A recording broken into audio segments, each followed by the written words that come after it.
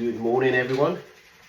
I know this is a bit weird. It's me on a spin bike, which I've got to be honest, I don't do a lot of this on the spin bikes, but I've got a spin bike recently, and I just wanted to use it. Anyway, this is not the reason why I wanted to come on and do this.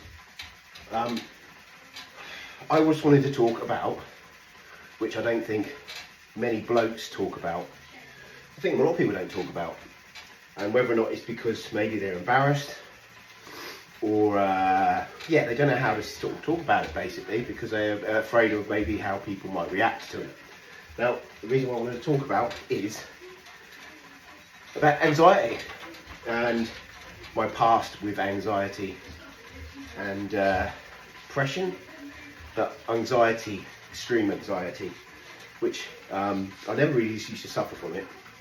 And then I would say, about 6-7 years ago, it hit me, and I'd say I didn't even know what it was about. And I know this is like a lot of people talk about anxiety now, but I didn't really know what it was.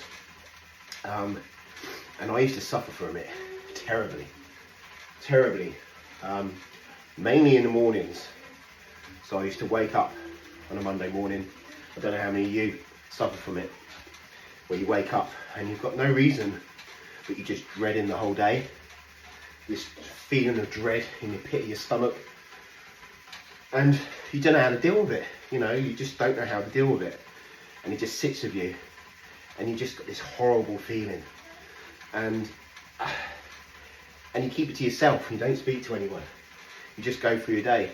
They say it got to the point, and my worst times with the anxiety was when I got up and I felt terrible, and I was off work, and I remember going into Fareham, going into town, and I felt I couldn't breathe. I couldn't breathe with it, and I was I felt like everyone was like looking at me, and I felt everything. I was like in my own little world, and everything felt strange, and everything felt wrong. I felt out of place, and it was a horrible feeling.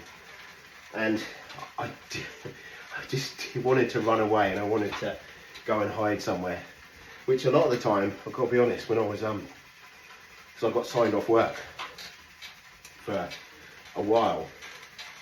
I think it was about 3 or 4 months, and a lot of the time I just laid in bed or laid on the sofa, and I didn't want to do anything.